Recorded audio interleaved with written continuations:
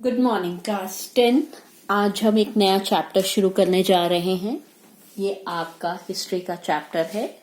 The name of the chapter is nationalism in Europe.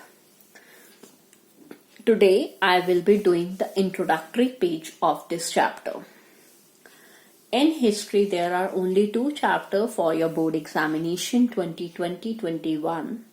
The first chapter, nationalism and in India, we have already covered. The name of this chapter is The Rise of Nationalism in Europe. This chapter actually starts with a painting.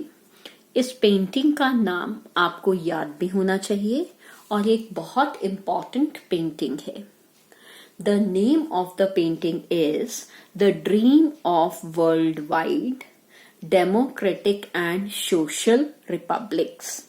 I repeat, The Dream of Worldwide Democratic and Social Republics. एक सपना जो दुनिया भर देखती है democracy के लिए, social के लिए, समाजवाद के लिए, रिच एंड पुअर का गैप खत्म करने के लिए, और रिपब्लिक के लिए. रिपब्लिक यानी the government which is not run on hereditary rule. ये पेंटिंग जो बनाई वो फेडरिक सॉरियो ने बनाई. फेडरिक सॉरियो एक फ्रेंच आर्टिस्ट हैं. उन्होंने ये पेंटिंग 1848 में बनाई. ये पेंटिंग असल में उनका एक सपना है, यानी कि ये पेंटिंग रियलिटी में एग्जिस्ट नहीं करी थी. It was based on his dream. जब सॉरियो ने ये पेंट बनाया था तो इसके 4 प्रिंट्स बनाए गए थे जो एक स्टोरी लाइन अप की तरह दिए गए थे. उस स्टोरी लाइन अप में से ये फर्स्ट प्रिंट है. 4 प्रिंट्स बनाए थे, ये फर्स्ट प्रिंट है. ये फर्स्ट प्रिंट बताता है कि दुनिया कैसी बनेगी when it would be made up of democratic and socialist republics.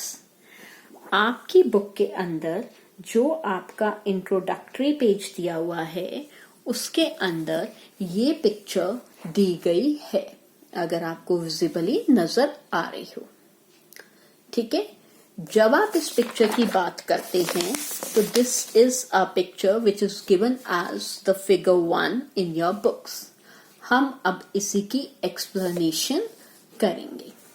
मैं बीच बीच में ये पिक्चर ऐसे रख देती हूं ताकि आपको कोई दिक्कत ना हो. ठीक है बेटा, ये पिक्चर एक्चुअली में हमें रिप्रेजेंट करती है बहुत सारे कंट्रीज ऑफ यूरोप और अमेरिका में रहने वाले लोगों की सोच का, जो उस समय चाहते थे कि वो जल्द से जल्द इंडिपेंडेंट हों. ठीक है, वो जल्द से जल्द रिपब्लिकन हों.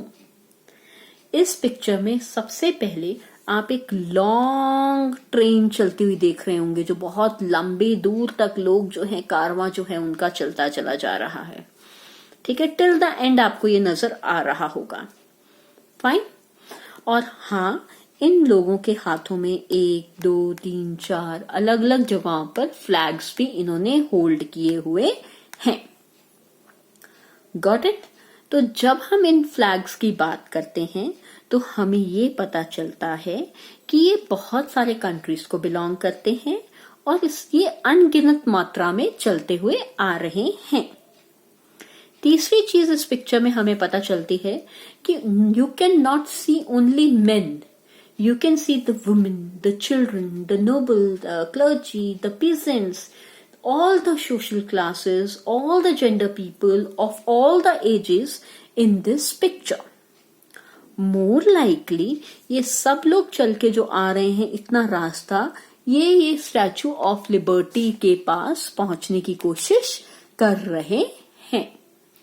ये स्टैचू ऑफ लिबर्टी एक्चुअली में फ्रेंच रेवोल्यूशन के दौरान बनाया गया था. यूएसए से आप स्टैचू ऑफ लिबर्टी नहीं लेते हैं. फ्रेंच रेवोल्यूशन के बाद इसे डिजाइन किया गया था. इसे एक रूप, इसे एक पर्सोनिफिकेशन, एक फीमेल फिगर की दी गई थी, एक ऐसी फीमेल फिगर जिसके हाथ में एक तरफ टॉर्च है एनलाइटमेंट की और दूसरे हाथ में she is holding a charter of man. मैं फिर दोबारा बोलूंगी, she is holding a declaration, she is holding a charter on the declaration of rights of man. यहां वुमेन की बात नहीं आती है, ठीक है।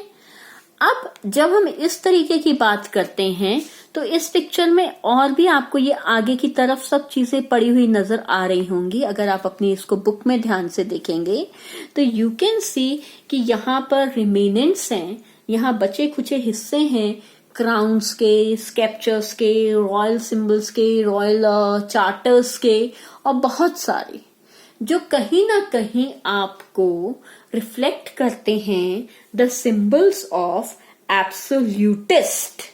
एब्सोल्यूटिस्ट गवर्नमेंट्स और इंस्टीट्यूशंस। समझ में आ गया बेटा? ये पिक्चर को अगर आप दोबारा से देखोगे तो you can also see 2 more things in this picture. Number 1, you can see that कि ऊपर जीसस क्राइस्ट हैं which is watching all this scene, और जीसस क्राइस्ट के ऊपर भी लिखा हुआ है fraternity. Fraternity means feeling of brotherhood. ये पिक्चर जो है वो बेसिकली कुछ कंट्रीज के द्वारा लीड की जा रही है।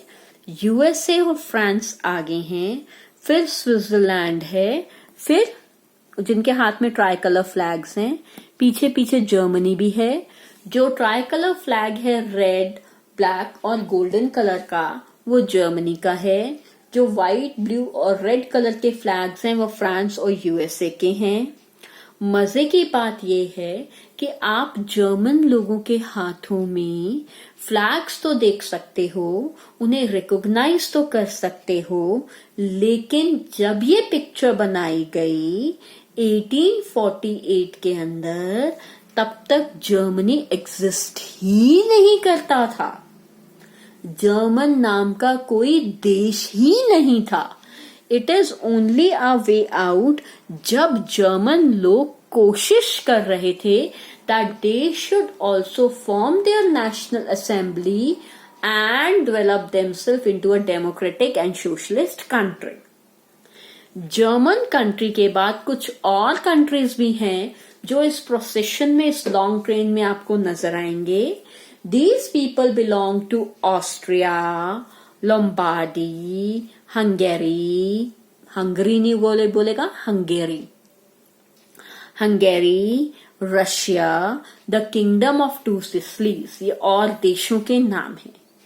क्राइस्ट इन्हें देख रहे हैं।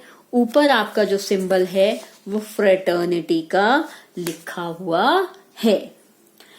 एक्चुअली बेटा, जब हम इस पिक्चर को देखते हैं तो ये पिक्चर हमें एक यूटोपियन व्यू को रिफ्लेक्ट करती है, यूटोपियन विजन को रिफ्लेक्ट करती है।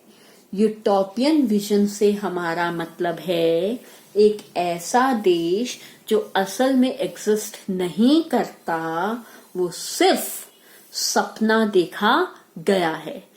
अब इसी सपने से आप वापस आ जाइए। फ्रेडरिक सोर्यू ने एक सपना देखा 1848 में। वो एक फ्रेंच आर्टिस्ट थे। उन्होंने 4 पेंटिंग्स बनाई। पहली पेंटिंग में डेमोक्रेटिक और सोशल रिपब्लिक्स को रिफ्लेक्ट किया। इस पेंटिंग को नाम दिया the dream of world wide democratic and socialist republics. Part B में हम इसको कंटिन्यू करेंगे। Thank you class.